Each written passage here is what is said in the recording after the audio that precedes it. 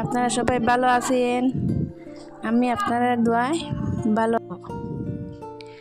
ছোটবেলায় আমার অনেক স্বপ্ন ছিল, সাধারণ স্বপ্ন, কিন্তু আমার নিজের।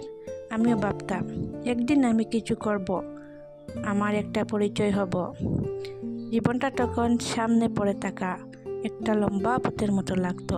মনে হতো সময় আছে, সুযোগ আসবে, আমি পারবো। পড়াশোনা করছি, নিজেকে গড়তে চেয়েছি, কারণ আমি জানতাম স্বপ্ন শুধু ভাবলেই হয় না, চেষ্টা লাগেই। তারপর জীবন বদলে গেল, দায়িত্ব এলো, সংসার এলো, সময়ের হিসাব বদলে গেল। নিজের জন্য সময় ধীরে ধীরে কমে গেল, তখন থেমে গেল। না ভেঙ্গে না মরে, শুধু থেমে মনের ভিতরে কোথাও চুপচাপ থেকে গেল। আজ আমি সংসারের মানুষ, মা, স্ত্রী, দায়িত্বের ভিতর থাকা একজন মানুষ। এর ভিতরে একটা স্বপ্ন দেখা মেয়ে এখনো বেঁচে আছে।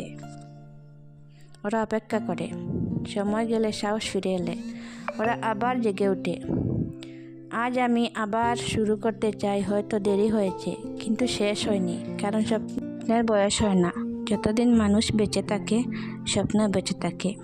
আর আমি বিশ্বাস করি একদিন আমিও পারবো। এখনো বেঁচে আছে, হার মানো না। ভিডিওটি যদি ভালো লাগে একটা লাইক, একটা কমেন্ট করবেন। আমার জন্য দোয়া করবেন, আমার স্বপ্ন যেন পূরণ হয়। আল্লাহ হাফিজ।